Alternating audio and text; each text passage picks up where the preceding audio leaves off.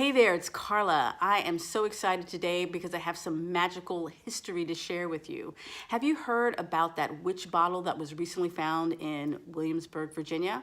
Well, I want to give you a little more context behind that. So the Virginia Department of Transportation was preparing to widen their interstate.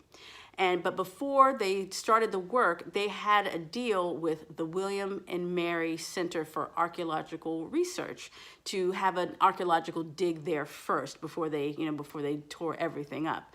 So one of the things that they found, one of the artifacts was a bottle with nails in it, and a couple of the members of the archaeological team believed that it could be a witch bottle, which was very exciting.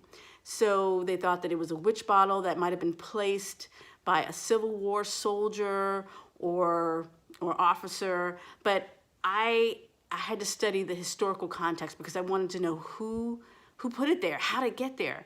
And after doing some more research, I believe that it is a hoodoo spell bottle placed by African-American runaway slaves. So in today's episode, I'm going to share my research and I'm going to give a tutorial on how a hoodoo spell bottle is made. So first, I'll give you a little bit of the historical context. So at the beginning of the Civil War, Confederate General Robert E. Lee, he gave the order for forts to be built in Williamsburg, Virginia. Now, these forts were to protect Richmond, Virginia, which was not only the capital of Virginia, but the capital of the Confederacy. So this is a really important placement.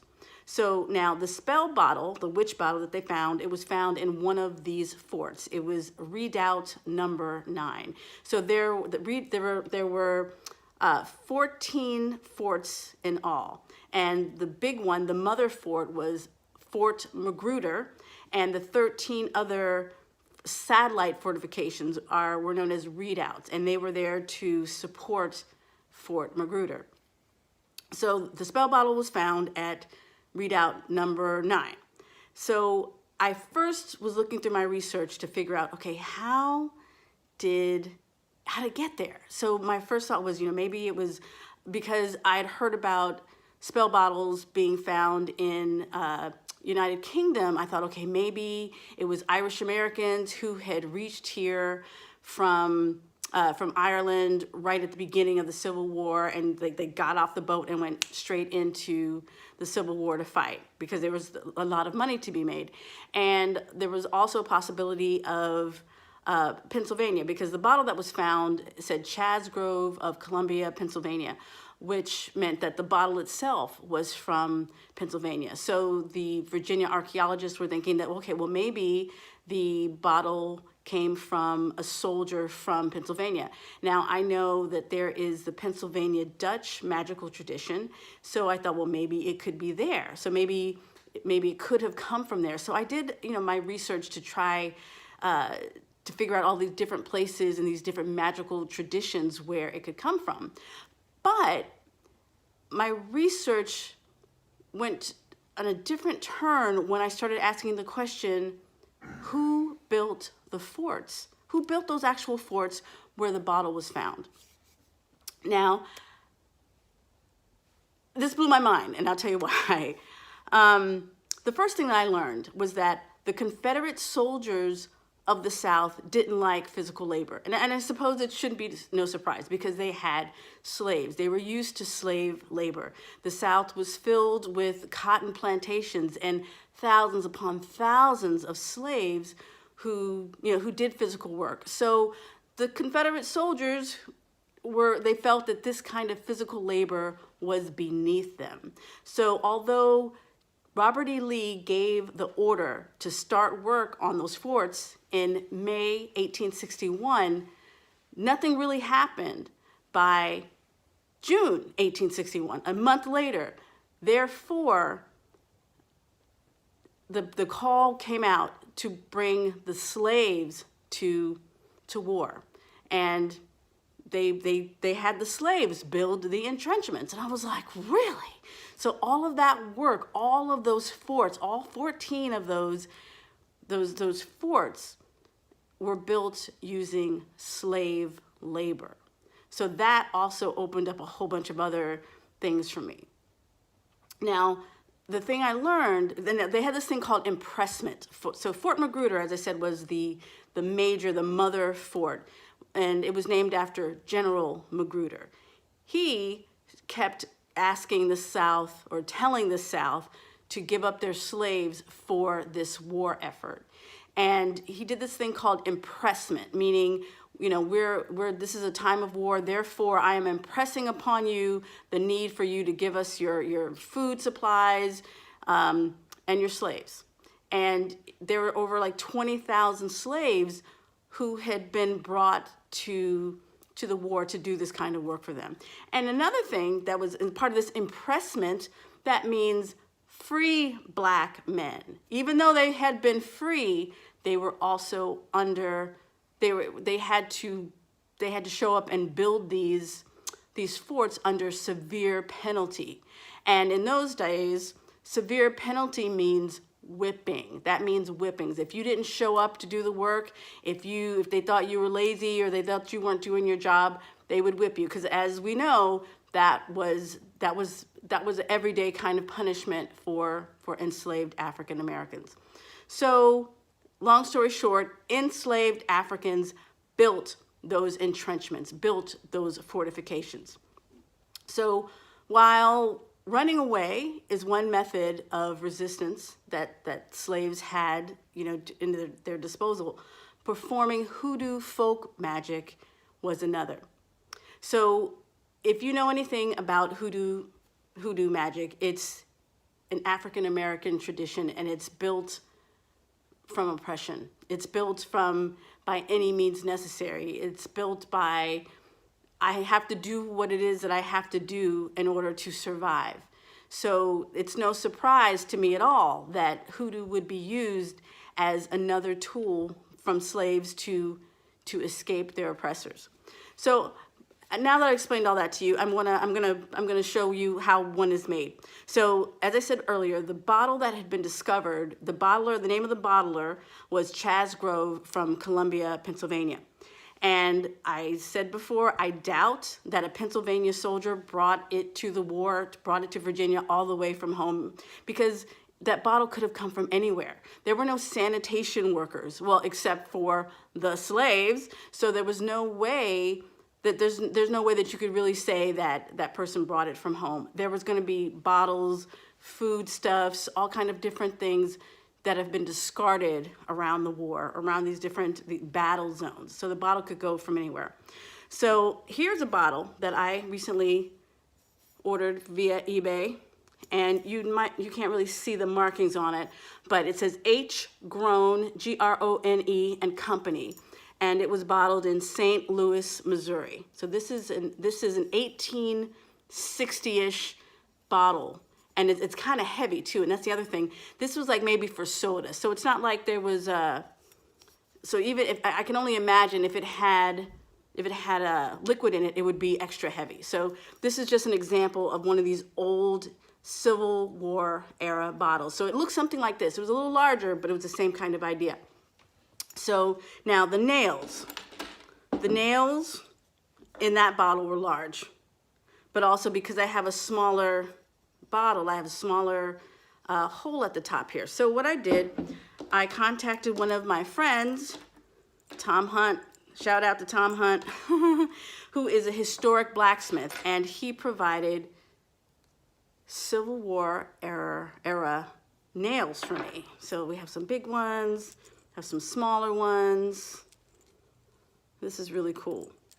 Now, if you're also wondering where the nails could have come from, there was the Tredegar Iron Works, which is like a historic ironwork manufacturer in Richmond, and it employed a large number of slaves and free blacks. So there would have been no problem for black people to get nails. So to make that hoodoo spell bottle, you would take the bottle and you'd put nails. You put sharp nails. And in Hoodoo, they're usually an odd number, but I'm just gonna put everything I have in here. Because iron is a magical substance, by the way. And the other thing, in the witch bottle that was found, the nails had actually corroded together. So yeah, so anyway, that's just an interesting point.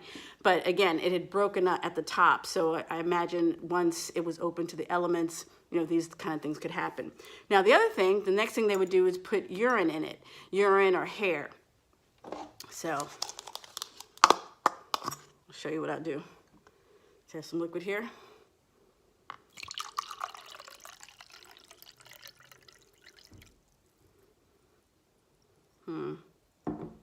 All right, so I'm putting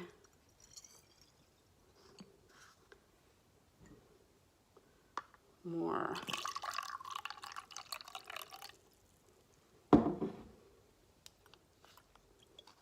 I think that's enough. By the way, this isn't urine. It's turmeric juice from my husband, but I gotcha. But it just gives you an idea.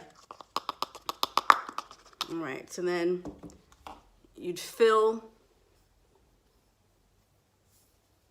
the bottle with nails or sharp objects, urine, cork that baby up. Ta-da! And this could be a voodoo spell bottle. Now you also have to keep in mind that many slaves didn't read or write, so the things that might be incorporated within a current, like a modern day spell bottle, like including like writing a petition or writing your intention, that might not have been possible, but really intention is everything. So the thing I want to make the difference between a witch bottle and a hoodoo spell bottle is this. Now, among the earliest glass bottles, the witch bottles that were found in Europe from around the 1600s, they contained urine and sharp objects such as pins and bent nails.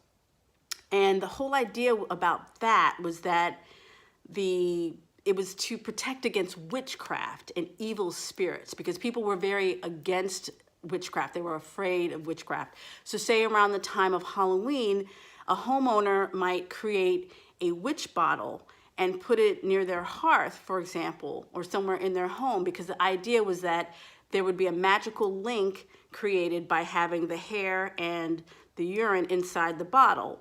And so an evil spirit would be confused and go to the bottle and get trapped in there and avoid the people who lived in the home. So that idea was, this was just to, a witch bottle was used just to protect from evil spirits, not from the war, not from the enemy, from actual magical spirits, because at that time there was a huge anti-witchcraft sentiment. Everyone was afraid of witches, no one wanted witches around, so witch bottles were used to protect themselves from witchcraft and evil spirits and negative energies from magical beings. Now, a hoodoo spell bottle is a different tradition in that it incorporates African foot track magic. And what that means is, after you create the bottle, the intended persons are symbolically poisoned through their feet. So for example, a hoodoo spell bottle would be buried underneath the doorstep of a home or an entrance of some kind of building. And when the person or persons walked over it, they were symbolically poisoned. So that is how I know that it's different. It's a different intention, because what happened at the readouts, those fortifications, was that the Union ended up taking over some of those fortifications. They ended up taking over the fort where that hoodoo spell bottle was found. So the job that was meant for the hoodoo spell bottle was for slaves to gain power over their masters. It was for them to be able to overturn what was going on with them. Slaves knew that the Civil War meant that their freedom was at stake, and slaves wanted to do whatever it is that they could in their own, for their own power to be free and to not be oppressed anymore. So by placing a hoodoo spell bottle at the fort, they were trying to ensure that when the Union came, or when the people came to save them or came to fight their masters, they wanted to give the North an added boost of help, of spiritual help, in order to win that war. So the funny thing about this hoodoo spell bottle that I love is that here it is. It's like over 100 years old, and those who are looking at this war, so there was a Battle of Williamsburg actually that happened there. There was a Battle of Williamsburg, also known as the Battle of Fort Magruder, which, where all of this was going on. And there was a lot of help that was given by runaway slaves. Runaway slaves escaped to the North. Runaway slaves gave military information, intelligence to the North. So they were doing everything that they could to create an advantage. And when the archaeologists went back to look at the story, the archaeological story that was told by the artifacts that were left over, they said, well, there wasn't a lot of gunfire. There wasn't much stuff found. So we don't think a lot of stuff happened here at this particular readout, at this particular fort. And my theory about that is because the hoodoo spell bottle worked. It worked because even to this day, the site of where they found the bottle, it escaped a lot of machine churn. It ended up being covered by a median. Not a lot of stuff happened there, and I feel like it's because this hoodoo spell bottle had been protecting that space. So, and also a lot of slaves ran away during this time. They were able to leave their homes, They were able to leave their masters for good. They were able to go to the North and become free. They were able to, they were also left behind by Virginia slave owners who, when they saw the North coming, they just abandoned them. So there was a lot of magic, I feel, that was successful in that runaway slaves were able to get a lot done. So while the Battle of Williamsburg seems to be inconclusive, as far as history is concerned between, the North and the South, I feel that the runaway slaves, they're the ones who won that particular battle. And I believe that their hoodoo spell bottle was the reason. So that is my story, and I'm sticking to it. I hope that you enjoyed this. If you have any questions, let me know down in the comments, and I can't wait to hear what you have to say. Thanks.